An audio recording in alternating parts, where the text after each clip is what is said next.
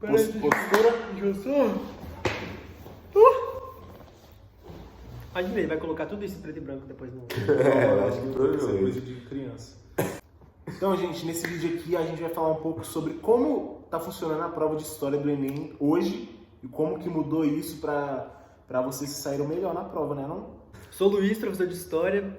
Falar para vocês um pouquinho sobre como a prova do Enem tem mudado, especificamente na parte de humanas, né? Como é que a gente teve algumas mudanças nos últimos anos e explicar um pouco para vocês como é que está funcionando a dinâmica das questões.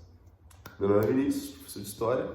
Vou dar um auxílio para esses dois aqui na questão de... Peraí, isso não existe. Sei, cara, que eu vou falar. Dá um auxílio. O cara falou que Não, acabou de falar que não sabe nada do tema. Vou ajudar um pouco a falar sobre esse assunto. Então, a primeira coisa que a gente tem que ter em mente, que se vocês já viram alguma aula minha ou do Luiz, a gente já cansou de falar sobre isso. Se não viram, vai lá. Né? Não, Nem sei onde não tem, não mas- Não, tem no negócio. A gente já falou muito sobre isso nas aulas, sobre como a prova do Enem tá mudando, como já mudou na verdade, e a gente, como professor de história, tem um papel de mostrar para vocês como é que é a melhor forma de fazer essa prova hoje em dia. Antigamente ela tinha um padrãozinho de ser muito conteudista, ter uns temas meio que pré-estabelecidos, tipo, vai cair, sei lá, 3 questões de Era Vargas, vai cair 3 questões de Segundo Reinado, esse tipo de coisa, mas a gente percebe que está mudando cada vez mais. O Enem está deixando de ser uma prova conteudista para virar uma prova um pouco mais, que palavra que eu posso usar? Cultural, eu acho. Cultural.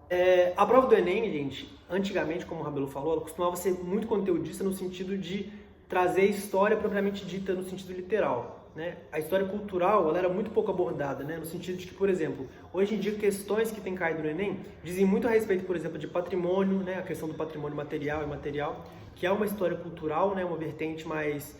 É bem diferente do que a gente tem acostumado a ver nos últimos anos e tem caído com peso nos últimos anos, até porque essa é uma das áreas do conhecimento que são importantes para a aprovação de vocês, que é a verificação pelo Enem, aquela característica que é importante para o aluno que quer entrar numa federal, que é o seguinte: você analisar um texto, saber o que ele está dizendo e conseguir relacionar com as coisas do seu dia a dia, né? Especialmente com as coisas que dizem respeito ao materialismo, à história cultural, ao patrimônio, né? Porque muitas vezes a gente entende tem uma noção muito vaga do que é patrimônio, do que é história cultural, sendo que, na verdade, se cair uma questão, a gente vai acabar não sabendo como fazer. Então é importante que a gente estude esse tipo de conteúdo e se atente não só para o conteúdo, que é importante, mas que a gente saiba não apenas resolver uma questão, mas relacioná-la com o nosso dia a dia. Até para a questão da redação também, que costuma cair bastante.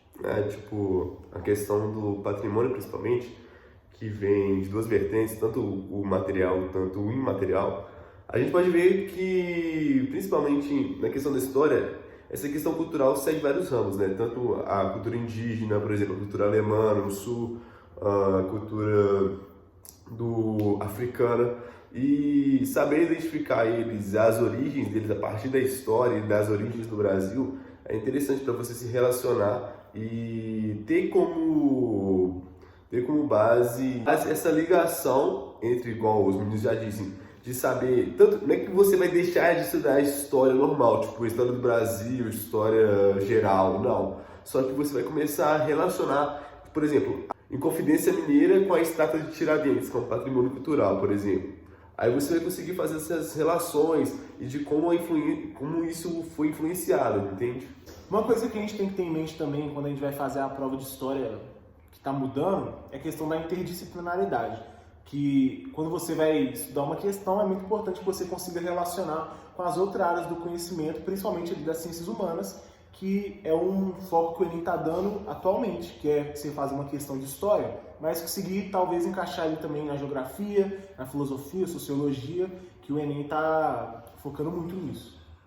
E uma questão também que é importante, diz mais respeito ao pessoal da redação, mas que é importante para a história também, que é o repertório sociocultural. É você saber utilizar, por exemplo, filmes, séries, esse tipo de coisa que você assiste e relacionar com a história, né? Saber, por exemplo, que influência tal movimento teve para que a gente chegasse onde a gente está hoje, né? Que tipo de importância teve a corrente de pensamento X para a gente poder chegar a um desenvolvimento específico X, Y, Z.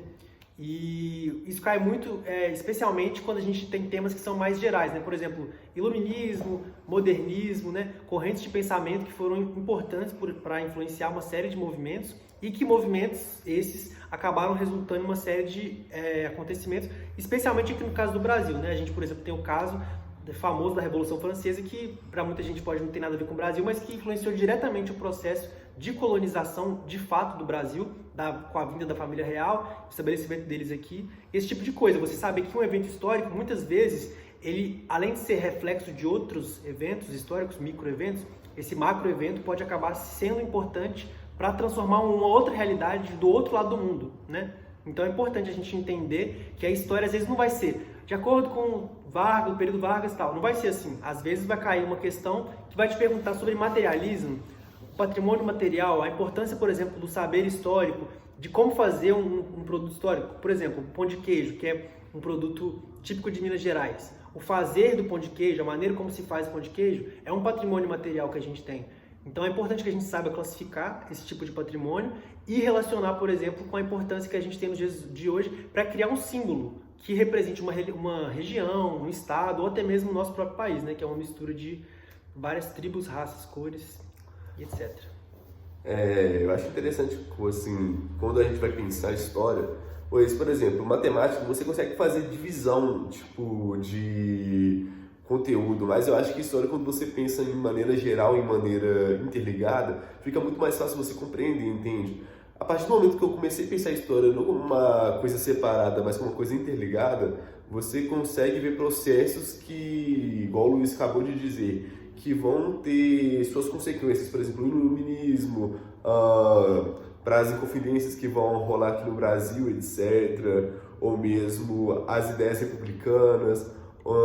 E com isso, mano, você tem que sempre pensar a história, tanto a geral quanto a do Brasil, de modo a entender não somente o contexto, mas as consequências futuras delas olhando para o passado, entende? Eu acho que a história tem muito essa relação. Você entendeu o seu agora, olhando muito para o passado e compreendendo os processos que se deram para que você chegasse até aqui. É isso. Então, espero que vocês tenham gostado desse vídeo, espero que tenha feito algum sentido para você e até a próxima. Já tínhamos.